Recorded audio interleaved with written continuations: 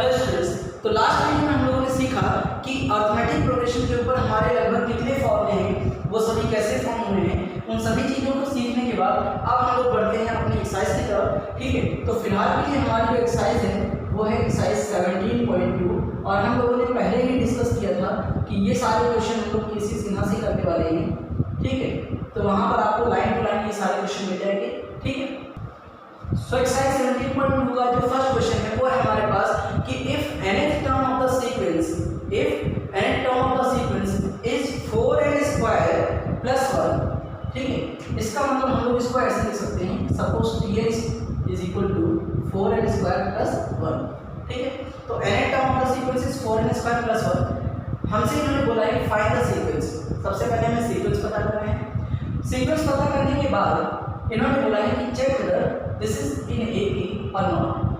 अच्छा, ये जो दूसरा पार्ट है कि चेक करो कि ये AP में है कि नहीं, तो हम लोगों ने फॉर्मूले वाले वीडियो में सीखा था कि अगर Tn हमारा एक लीनियर इक्वेशन होता है तभी वो AP में होगा। फिलहाल के लिए ये क्वाड्रेटिक है तो ये AP में नहीं होगा। ठीक है, अब हम लोग चेक करके देख लेते हैं।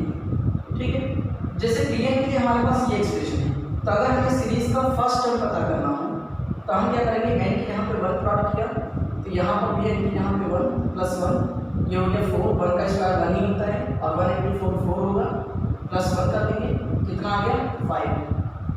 तो हमारा सीरीज का जो पहला टर्म आया है वो क्या है 5। अब T2 को अगर हमें पता करना है तो हमें 1 की यहाँ पे 2 रखना है, तो ये हो गया 2 का स्क्वायर प्लस 1। 2 का स्क्वायर कितना होता है 4 प्लस 1, 4 4 जब 16 प्लस 1, आंसर कितना आया 17। ऐसे ही एक और टर्म हम लोग पता कर लेते हैं T3, उससे थोड़ी सी चीज़ें और क्लैरिफाई हो जाती हैं। ठीक है, तो 4n की यहाँ पे 3 का स्क्वायर प्लस 1, 3 का स्क्वायर 9 होता है प्लस 1, 9 4 जब 36 और प्लस 1 37। ठीक है, तो 3 टर्म हम लोगों ने पता कर लिया। अब हमको बोला है कि सीक्वेंस बताओ, तो सीक्वेंस के लिए हम लोग क्या करेंगे, इन तीनों नंबर्स को इस तरीके से कॉमन लगा करके प्लॉट कर देंगे। अब यहीं पर अगर हमें चेक करना है कि ये AP में है कि नहीं, तो हम क्या करेंगे, इन दोनों के बीच का कॉमन डिफरेंस निकाल लेते हैं। आगे जो तो हमारे पास दोनों के बीच का कॉमन डिफरेंस निकाल लेते हैं। ठीक है, तो सबसे पहले D1 देख रहे हैं। D1 के लिए फॉर्मूला था A2 minus A1। Second term में से अगर हम फर्स्ट टर्म माइनस करेंगे तो आंसर आ जाएगा 12। ठीक है, ऐसे ही अगर हमें D2 पता करना हो तो हमारे पास ये हो जाएगा A3 माइनस A2। ठीक है, थर्ड टर्म में से सेकेंड टर्म माइनस करेंगे तो आंसर आता है 20। अब तुम लोग बताओ कि क्या यहाँ पे कॉमन डिफरेंस हर जगह पे सेम है। तो हम लोग देख रहे हैं कि एक यहाँ पे कॉमन डिफरेंस 12 आ रहा है, एक यहाँ पे कॉमन डिफरेंस 20 आ रहा है। इसका मतलब कि कॉमन डिफरेंस सेम नहीं है, दैट मीन्स कि it is not in AP।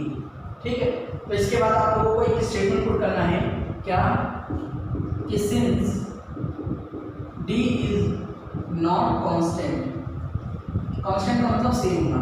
ठीक है, सो D is not constant, hence the given sequence is not in AP। ठीक है, तो ये जो सीक्वेंस है वो AP में नहीं है। तो क्वेश्चन नंबर यहाँ पे खत्म हो जाता है। अब हम लोग बढ़ते हैं अपने अगले क्वेश्चन नंबर 2 की तरफ।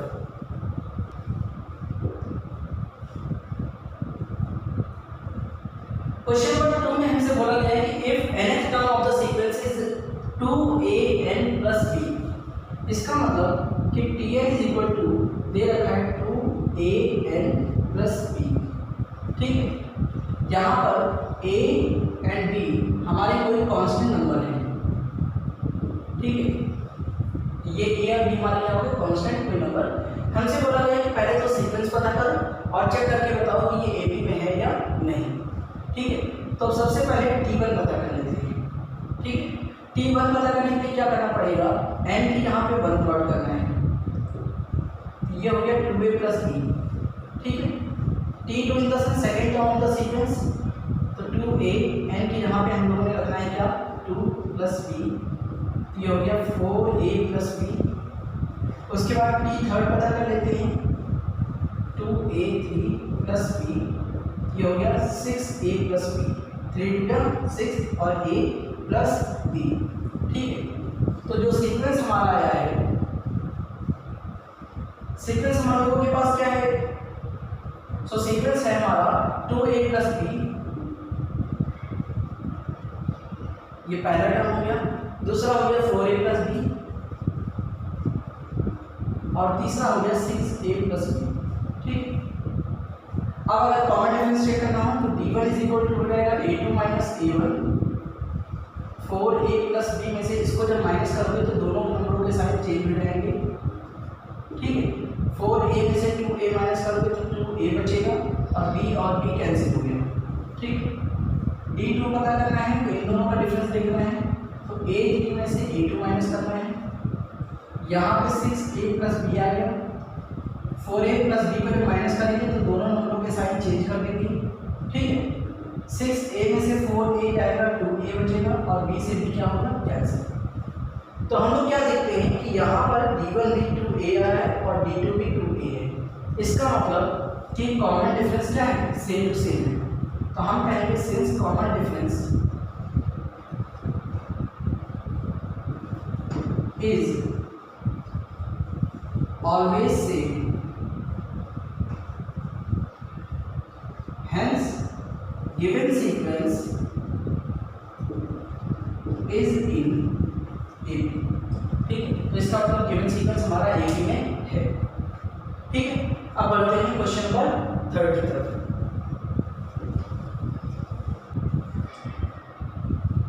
क्वेश्चन नंबर 3 में हमसे बोला गया कि if nth term of the sequence, ठीक है, if nth term of this sequence is an expression of degree n, इसका मतलब कि nth term के लिए यहाँ पे डिग्री 1, दैट मीन्स कि n की पावर जहाँ पे 1 हो ऐसी कोई इक्वेशन लिखनी है। तो मान लो क्वेश्चन नंबर 2 की इक्वेशन लिख लो an प्लस b। ठीक है, ऐसा ही कुछ लिख देते हैं, हो गई डिग्री 1 की हमारे पास एक इक्वेशन। तो इन्होंने बोला कि अगर हमारा nth टर्म डिग्री 1 का कोई एक एक्सप्रेशन हो तो प्रूफ करके दिखाओ कि ये AB में होगा। तो जैसे क्वेश्चन नंबर 2 किया है ठीक वैसे हम लोग कर देंगे, कॉमन डिफरेंस सब कुछ वैसे ही आ जाएगा और प्रूफ हो जाएगा कि हाँ ये सीक्वेंस हमारा AB में है। ठीक है, इसके बाद बढ़ते हैं हम लोग क्वेश्चन नंबर 4 की तरफ। ठीक है, तो हमारा जो क्वेश्चन नंबर 4 है उसमें हमसे क्या बोला गया है कि इसमें हमसे बोला गया है कि अगर Tn is equal to n square minus 1, if Tn, इसका मतलब nth term of the sequence is n square minus 1, जो कि क्वाड्रेटिक इक्वेशन है। और हम लोगों ने पहले ही पता किया है कि अगर nth टर्म लीनियर इक्वेशन होगा तो ही AB में होगा, अगर क्वाड्रेटिक है तो AB में नहीं होगा। तो हमसे इन्होंने बोला कि चेक करके बताओ कि ये AB में है या नहीं है।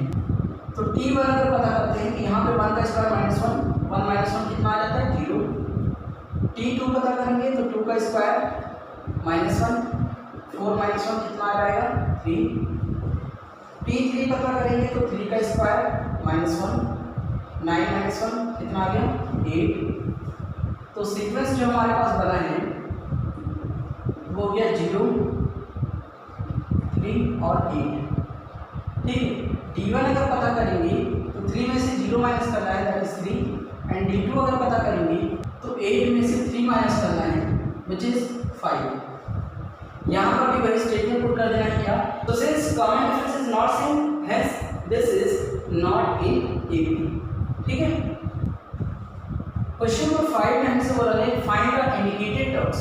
ठीक है, तो हमारे पास यहाँ पे 4 पार्ट हैं इसके, हर पार्ट में एक सीक्वेंस दिया गया है और उसके बाद साइड में हमसे बोला गया है कि T20 या T3 जो भी चीज़ें हैं वो फाइंड आउट करके दिखाओ।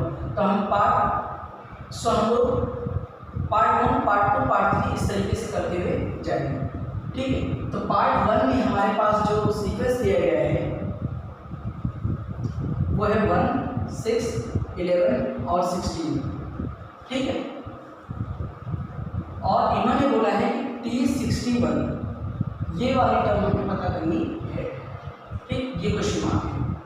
तो यहाँ पे सीक्वेंस में देखते हैं तो हमारा A जो है वो आता है 1, कॉमन डिफरेंस अगर देखोगे हर जगह पे 6 माइनस 1 5, 11 माइनस 6 5, 16 माइनस 11 करते हैं तो भी 5 आता है।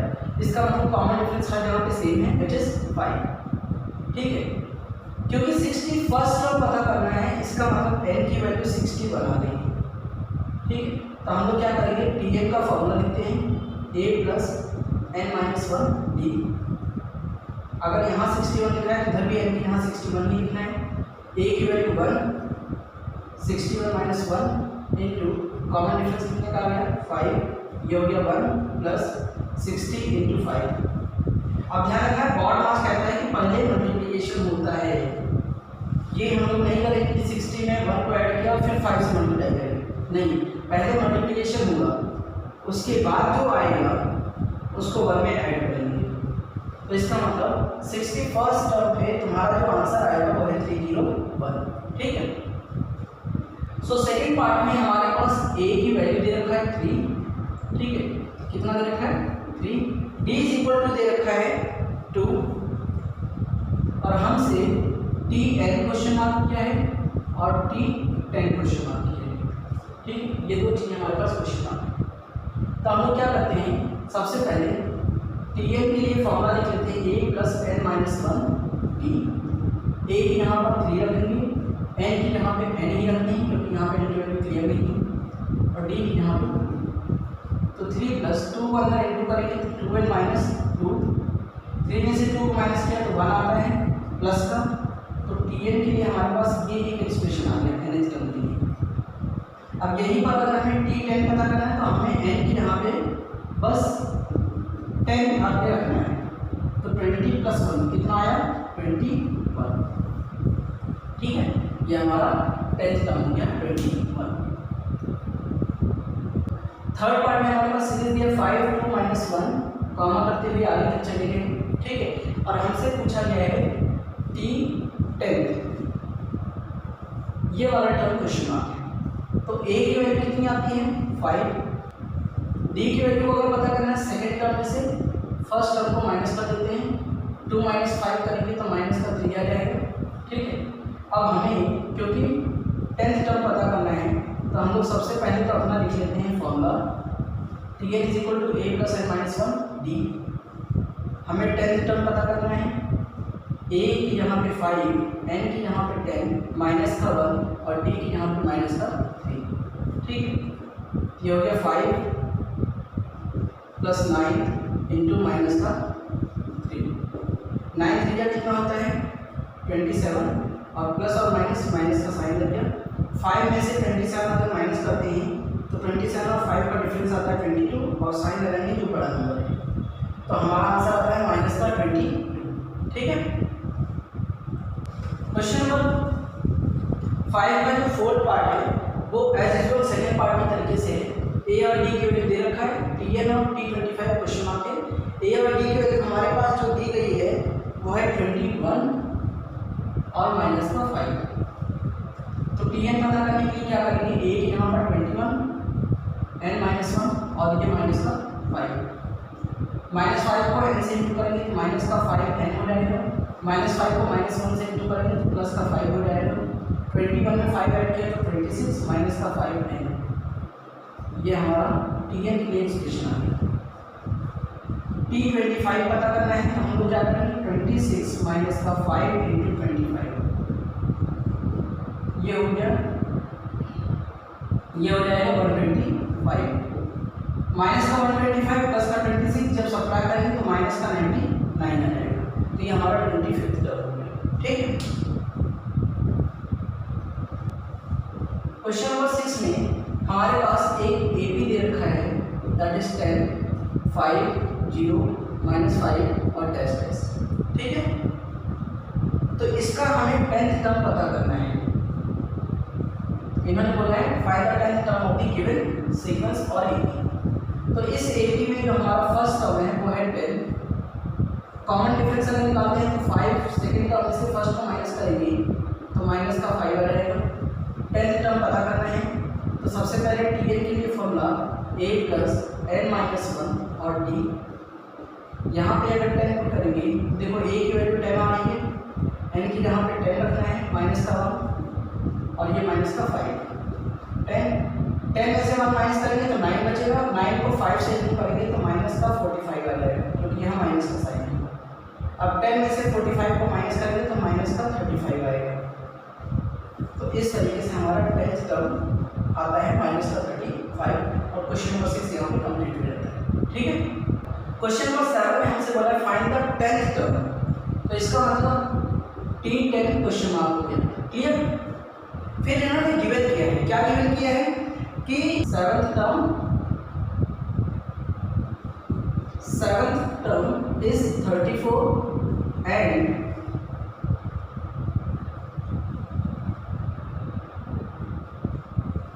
Twelfth term is 64। ये दो चीजें हमें दे रखा है, T10 पूछा है। तो देखो T is equal to a plus m minus 1 d होता है। ठीक है, मतलब जो भी टर्म हमें पता करनी है d के साथ मल्टीपल उससे कम होगा। तो यहाँ पे ध्यान दो, अगर T7 लिखा है तो इसको हम इस फॉर्मूले के हेल्प से लिख सकते हैं a plus 6d। Seventh term है तो a plus 6d, 10th term होगा तो a प्लस 9d, ऐसे ही 12th टर्म है तो a प्लस 11d, तो इसको लिखेंगे a प्लस 11d। ये हो गया 34, ये हो गया 64, बन गई हमारे पास दो क्या इक्वेशन। ठीक है, अब लीनियर इक्वेशन में टू वेरिएबल को सॉल्व करना हम लोगों ने क्लास 10th में सीखा है। ठीक है, यहाँ पे एलिमिनेशन मेथड हम लोग लगा सकते हैं। एलिमिनेशन करने के लिए क्या करना पड़ेगा, नीचे वाले लाइन के साइन चेंज करते हैं, ठीक, और दोनों के बीच में सबट्रैक्शन करते हैं। तो a से a हमारा क्या हो जाएगा, कैंसिल। 6 में से 11 माइनस किया तो माइनस का 5d इज इक्वल टू 34 में से अगर हम 64 को माइनस करें तो हमारे पास आता है माइनस का 30। सो d की वैल्यू हो गई माइनस का 30 अपॉन में माइनस का 5, ये दोनों साइन कैंसिल, ये आ गया 6। ठीक है, d की वैल्यू आ गई। अब इसको अगर हम पुट कर दें किसी भी इक्वेशन में, चाहे फर्स्ट में चाहे सेकंड में, तो देखो क्या आता है, a प्लस 6 इंटू डी की यहाँ पे 6 34, a plus 36 is equal to 34, तो a is equal to 34 minus का 36, a की वैल्यू माइनस का आती है कितना, ठीक, a की वैल्यू हम लोग के पास आ गई है। अब मान लो हमें 10th टर्म पता करना है। ठीक है, क्या पता करना है, 10th टर्म। तो 10th term is equal to a plus 9d के क्या होना चाहिए, इक्वल a माइनस 2 आया है 9 इंटू डी की वैल्यू कितनी आई थी 6 माइनस 2 प्लस का 54 में से 2 माइनस करो तो आंसर आ जाएगा 52। तो ये हमारी 10th टर्म होगी। ठीक है, इसी के साथ क्वेश्चन नंबर 7 कंप्लीट। ठीक, next question is question number 8। Question number 8 में हमसे बोला गया है कि if BH QH and RH terms of an AP is A B and C। ठीक है, इसका मतलब PH term is equal to A। ठीक है, तो PH टर्म को हमारे पास जो फॉर्मूला होता है टर्म के लिए वो होता है A plus n minus 1D। ठीक है, एक चीज ध्यान दो कि यहाँ पर हमारा प्रूविंग में भी एक A आ रहा है और एक हमारे फॉर्मूले में भी A होता है। तो हम लोग क्या करेंगे, अपना फॉर्मूले वाले का जो A है इसका नोटेशन चेंज कर देंगे। हम लोग अगर यहाँ पे कैपिटल A लिख दें तो कोई दिक्कत की बात नहीं है। ठीक, तो PH term is equal to A दे रखा है, तो यहाँ से इक्वेशन जो बनेगी वो बनेगी A प्लस n की यहाँ पे हमें P रखना है P minus 1D is equal to A। ठीक, ये हमारी पहली इक्वेशन। उसके बाद इन्होंने दिया है QH term is equal to B, तो हम क्या करेंगे A plus Q minus 1D is equal to B, ये हमारी सेकेंड इक्वेशन। फिर दिया है RH term is equal to C, तो हम लोग लिखते हैं A plus R minus 1D is equal to C। ये बन गई फर्स्ट इक्वेशन, ये बन गई सेकेंड इक्वेशन, ये हो गया थर्ड इक्वेशन। क्लियर, अब देखते हैं टू प्रूफ क्या करना है। टू प्रूफ करना है कि A minus B into R plus B minus C into B plus C minus A into Q is equal to Q। ठीक है, ये हम प्रूफ करना है। तो हम लोग क्या करते हैं, A minus B, B minus C, C minus A की वैल्यू यहाँ से ठीक है। इन इक्वेशंस को आपस में एक दूसरे से सब्ट्रैक्ट रखिए और फिर इनकी वैल्यू को उठा के यहाँ पे प्लॉट कर देंगे, फिर देखेंगे क्या आता है। ठीक है। तो सबसे पहले अगर हम फ्रॉम 1 में से 2 इक्वेशन को माइनस करें, 1 में से 2 को माइनस करें, तो देखो एक साइड में हमारे पास आएगा a माइनस बी, दूसरी साइड में क्या होगा, a में से a क्या होगा, माइनस हो गया, p में से q को माइनस करेंगे, d यहाँ पे साइड में कॉमन रहेगा। ठीक। और देखो -1 में से -1 अगर सब्ट्रैक्ट करेंगे तो ये दोनों कैंसिल हो जाएगा, तो इधर कुछ नहीं बचेगा। इसका मतलब a माइनस बी की वैल्यू क्या है, p minus Q into D. ऐसे ही फ्रॉम 2 में से अगर हम 3 को माइनस करें तो b minus C is equal to हमारे पास आता है q माइनस आर, a से a कैंसिल हो जाएगा, d साइड में कॉमन रहेगा। ठीक है, ये हो गया। फिर फ्रॉम 3 में से अगर हम 1 को माइनस करें, थर्ड इक्वेशन से फर्स्ट को माइनस कर देंगे, तो इस साइड में हमारे पास आ जाएगा c माइनस a, यहाँ पे देखो a से a cancel, r minus b और ब्रैकेट के बाहर d। इन तीनों वैल्यूज को हम लोग यहाँ पे उठा के प्लॉट कर लेते हैं अपने LHS में। ठीक है, जो भी हमारी न्यूमेरिकल एप्लीकेशन है। तो a माइनस b, इसकी जगह हम लिखना है क्या, p माइनस क्यू डी, और साथ में मल्टीप्लाई क्या है r। ठीक है। ऐसे ही b माइनस सी कि यहाँ पे हम लोग लिख रहे हैं क्या, q minus R into D, और इसके साथ मल्टीप्लाई क्या है b। c माइनस a की यहाँ पे हम लोग लिख रहे हैं क्या, r minus b into D, और इसके साथ q मल्टीप्लाई किया। ठीक। अब इन सभी को अगर हम ओपन कर लें या सब में से d को कॉमन कर लें, ठीक है, सब में से d क्या है, तीनों के साथ कॉमन हो गया, r को इधर मल्टीप्लाई करके लिखोगे, देखो क्या आता है, P R minus Q R, p को अंदर मल्टीप्लाई करो तो P Q minus P R, इस q को अंदर मल्टीप्लाई करो तो Q R minus P Q. अब अगर ब्रैकेट के अंदर में देखो तो सारे नंबर एक दूसरे से क्या हो जाएंगे, कैंसिल। ठीक है, अंदर बचेगा 0, और तुम्हें भी पता है कि किसी भी नंबर को 0 से मल्टीप्लाई करके क्या आता है, 0, और यही हमारा प्रूविंग का राइट हैंड साइड था, RHS। ठीक है, तो इस तरीके से हम लोग ये प्रूफ कर देते हैं। ठीक है, तो क्वेश्चन नंबर 8 यहीं पे फिनिश हो जाता है। क्वेश्चन नंबर 9 में हमसे बोला गया है कि find the first negative term of the given sequence. ठीक है, अब सीक्वेंस क्या है, सबसे पहले वो नोट कर लेते हैं। सीक्वेंस है 999, 995, 991, 987 डैश डैश। ठीक है, ये हमारा सीक्वेंस है, हमें इसका फर्स्ट नेगेटिव टर्म पता करना है। अब हम लोग देखेंगे तो हमारी सीरीज जो है वो कंटिन्यूसली डिक्रीज होती जा रही है। इसका मतलब डिक्रीज होते होते एक टाइम ऐसा आएगा ना, कभी 0 वाली बाउंड्री को क्रॉस करेगी, और 0 के बाद जो ये पहला नंबर होगा वो नेगेटिव नंबर होगा। वही हमें पता करना है कि वो कौन से प्लेस में आएगा। तो हम लोग क्या करते हैं, लेट कर लेते हैं कि an, इसका मतलब nth टर्म, बी द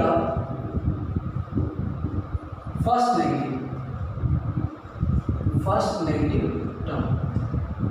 तो अगर ये नंबर नेगेटिव होगा तो इसका मतलब ये 0 से कम होगा, और 0 से कम होगा तो हम लोग इस तरीके से लिखेंगे। अब an के लिए हमारे पास फॉर्मूला है a plus n minus 1t which is less than 0। a की वैल्यू यहाँ पे आती है 999 प्लस n की वैल्यू हमें पता करनी है। d की वैल्यू के लिए देखो, d के लिए 995 में से 999 माइनस करेंगे तो माइनस का 5 आता है। ठीक है, तो यहाँ पे हो गया माइनस का 5 लेस देन 0। 999 माइनस 5 को इधर से इंटू करेंगे तो माइनस का 5n प्लस का 5n लेस देन 0। ठीक, ये हो गया माइनस का 5n, और इन दोनों को ऐड करेंगे तो हमारे पास आ जाएगा 1004 प्लस का। ठीक, माइनस के 5n को अगर उधर लेके जाएंगे तो उधर जाके ये क्या हो जाएगा, 1004 ग्रेटर देन 5n, इधर माइनस से उधर जाके प्लस हो जाएगा 0 के साथ। अब इस 5 को अगर इधर लाके डिवाइड करेंगे तो यहाँ पे हो जाता है डिवाइड, डिवीजन करेंगे तो 200 टाइम्स में तो ये साफ साफ डिवाइड हो जाएगा, 4 हमारा रिमाइंडर बच जाएगा। तो इस तरीके से n की वैल्यू आ रही है। अब ये क्या कह रहा है कि a की वैल्यू 200 4/5 को डिवाइड करके पॉइंट में आंसर आएगा, तो n की वैल्यू 200 से ज़्यादा है। सो n की वैल्यू हमें भी पता है कि हमेशा नेचुरल नंबर होती है, दैट मींस राउंड फिगर पे होगी। तो 200 के बाद जो नेक्स्ट हमारा नेचुरल नंबर होता है वो होता है 201। इसका मतलब कि 201 term is first negative term. Clear? तो इस तरीके से ये आंसर ठीक। अच्छा, इसमें एक चीज और ध्यान रखना है क्या कि ये इक्वलिटी टाइप का क्वेश्चन है। अगर हम लोग -5m को उधर लेके गए तब तो ठीक था, अगर हम 1004 को उधर लेके चले जाते तो ये इतना आ जाता। तो यहाँ पे ध्यान रखना है कि जब भी इक्वलिटी लगी हो तो माइनस और माइनस की केस ऐसे उड़ा नहीं देंगे कि कैंसिल कर दो। यहाँ पे दोनों साइड का साइन अगर एक साथ चेंज करोगे, ये हमने मस्ट किया, तो इक्वलिटी का भी साइन टर्न हो जाता है। इस हिसाब से 1004 डिवाइड बाई 5 तो भी यही हमारे पास आता है। ठीक है, ये दो तरीके हैं, तो गलती कहीं नहीं करना है। अभी क्या है, नेक्स्ट हमारा क्वेश्चन नंबर 10 है जिसको हम लोग करने जा रहे हैं।